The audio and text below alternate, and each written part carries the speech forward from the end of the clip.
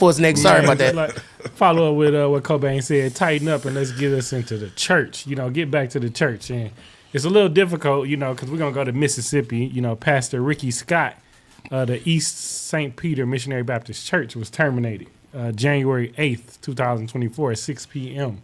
He had a lot of extramarital affairs going on in the church. Growing up, like we all said, we've got a little background or history, coming up in church, and it was just certain things that didn't happen, or certain things we didn't know nothing about. It was happening. Now, it's out in the open. It was a, video footage of like, the members recording the mistress coming in, to fight the first lady, what I mean, at this church. And it was because the mistress is pregnant, and for whatever reason, I don't know if the pastor is like, trying to deny his responsibility or whatever, but the church, of course, stood up and said, we got to like remove you.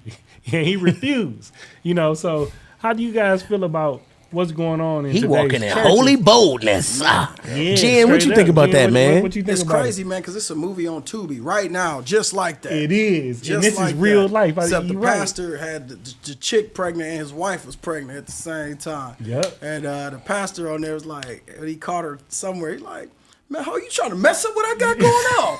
I mean, that's what he said. But I think like, there were always things going on in the church. And unfortunately, man, we are flesh, and the flesh is weak. And I think thinking about a situation I knew about with a pastor that had a very similar situation, the church was like, yeah, bro, you're going to have to slide. And he was like, I built this church. I ain't going nowhere. Y'all leave. And a lot of them left. As they should. Mizell, what you think? Man, typically I stay out of these kind of conversations. Welcome but to I'm the Cobain Report. Go ahead and talk about it. Welcome to the report, sir. No, man, I mean, those are some unfortunate choices. That's really what it comes down to, is like we make choices and all of sin and falling short, but at the end of the day, man, you got to be able to have some accountability and have somebody who can hold you accountable. I think having somebody in your life that can say, hey, G, that's going to take you the wrong way. Hey, G, that's going, So I'm talking from the standpoint of the pastor, like, yo, he got to have people around him that's like, this not a good move, bro.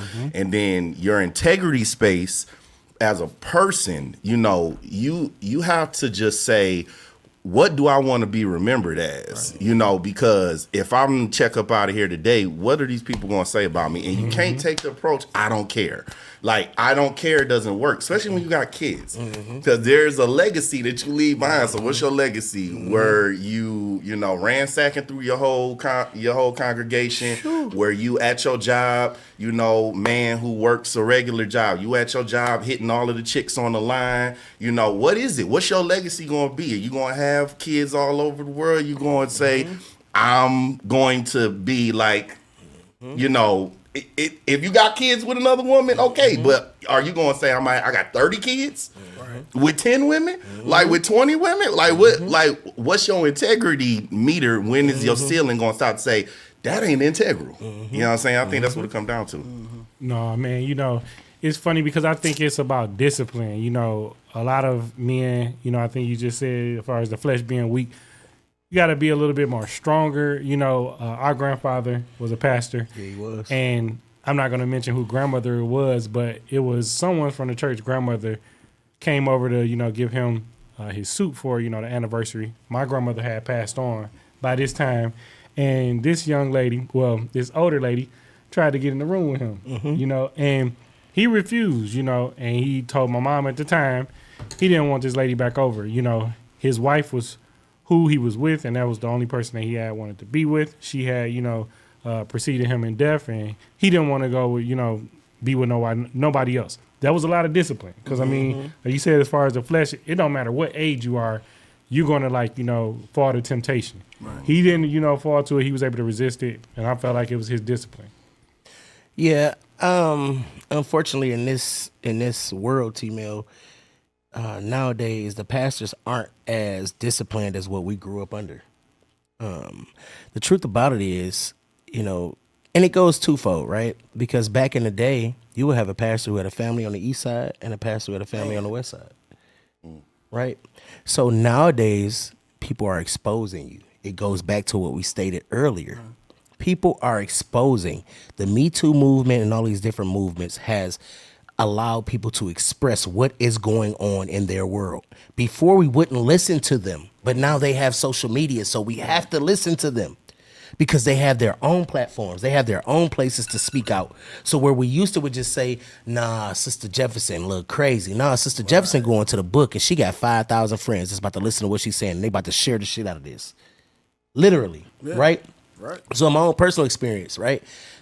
My grandfather, my other grandfather, my maternal grandfather, right? He has children that aren't a part of the family. And this is a reality that we grew up with, right?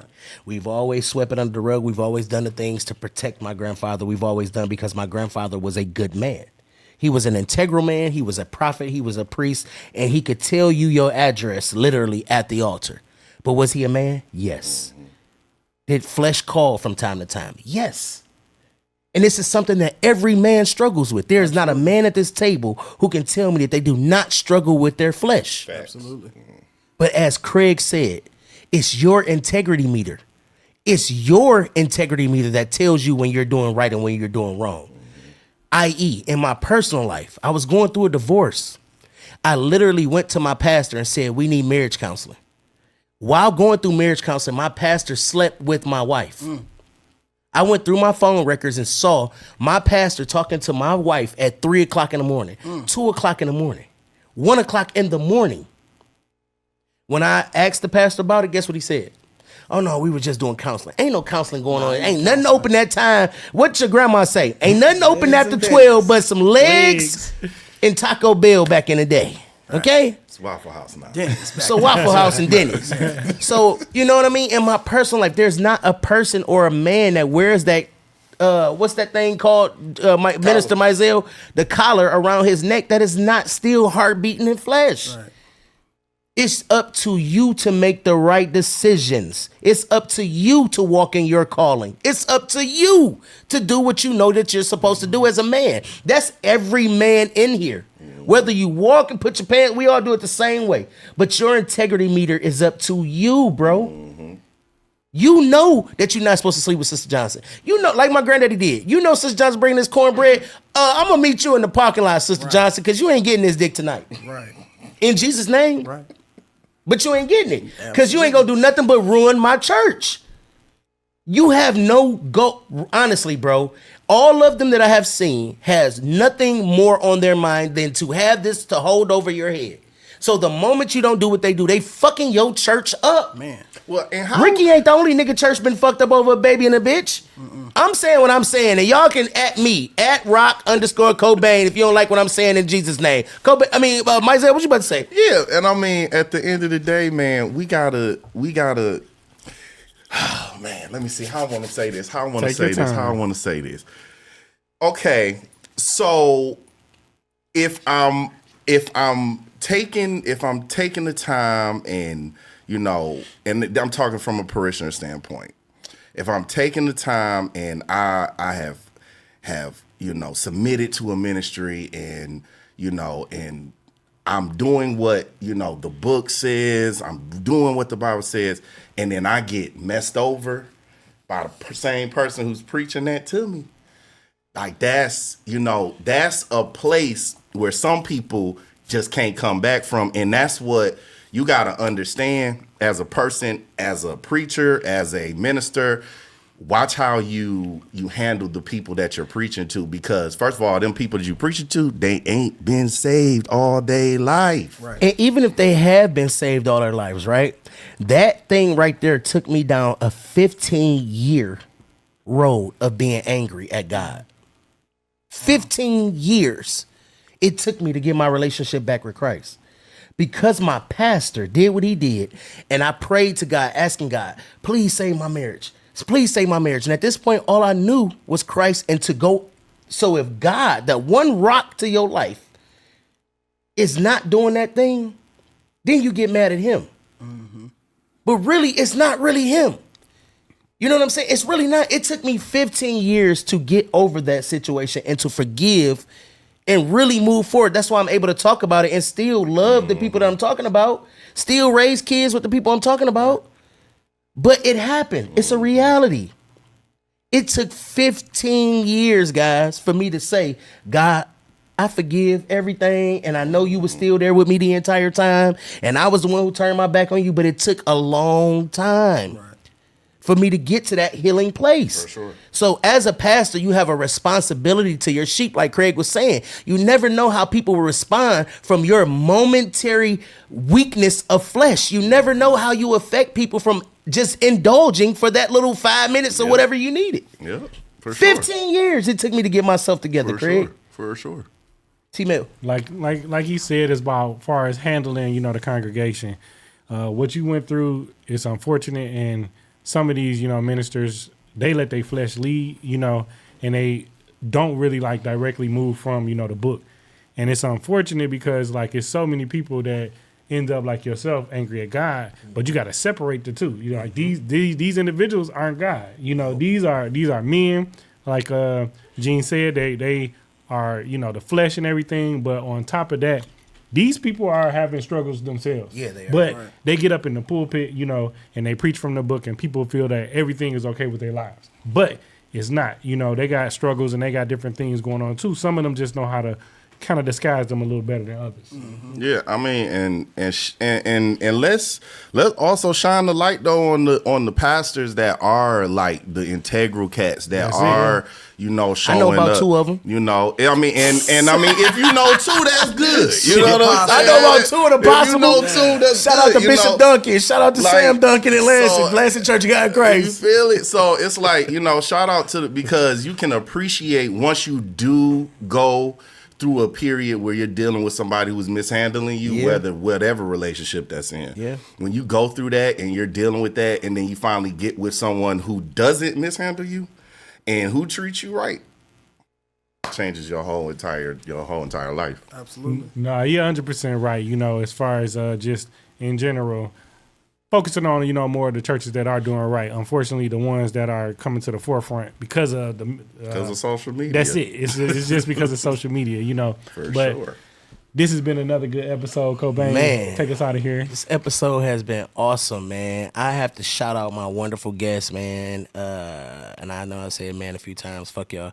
Anyway, Jen, thank you for driving all the way from Lansing, man. I appreciate you. I'm going to give you and let you say your final rounds. Let them know where to find you at. Let them know about all the things you got coming up. Jen Vegas. In Vegas. Catch me on Instagram at the Genesis brand, Big Man Genesis on Snapchat, and you can find me just under Genesis Terrell on Facebook. But lastly, kind of on the tail end of what we were just talking about, whether, we'll just say good and bad, whether good pastor, bad pastor, at the end of the day, we ain't got nowhere to put them. That's all on God. Mm-hmm. Yep. And then when you leave it in God's hands, that's all you can do. And then if you are a Christian and you're a believer, my mom used to always tell me, when somebody giving you a problem and they don't never want to, be accountable in it, let the word do the work. Mm-hmm. Take it to the word. And if the words say, then go with that. Go with that situation. Because there are plenty of times in my life, our situations was too similar. Where I was like, man, was you talking about my thing? Like crazy. Real similar. Yeah. And so even in that, I wasn't in a space of being mad at God, but I was like, man, God, I want you to restore my marriage, blah, blah, blah, foaming at the mouth and crying and shit like that, right? About 3 months later, he was like, why? And I was like, because we look stupid, because people think. And I was like, check your bank account. Your bills is paid, right? Mm-hmm. Bills wasn't paid when you was married. Mm-hmm. It's like, you was able to go buy a car, right? Mm-hmm. We struggled buying a car when you was married. Mm-hmm. All these different things, man. And so, I was never mad at God. None of that kind of stuff. But the moral of the story is let God be God, and we're going to be who we going to be. Because at the end of the day, he got the final say, whether marriage, whether business, whether whatever it is, that's just what it is. Yeah, I ain't got nothing else.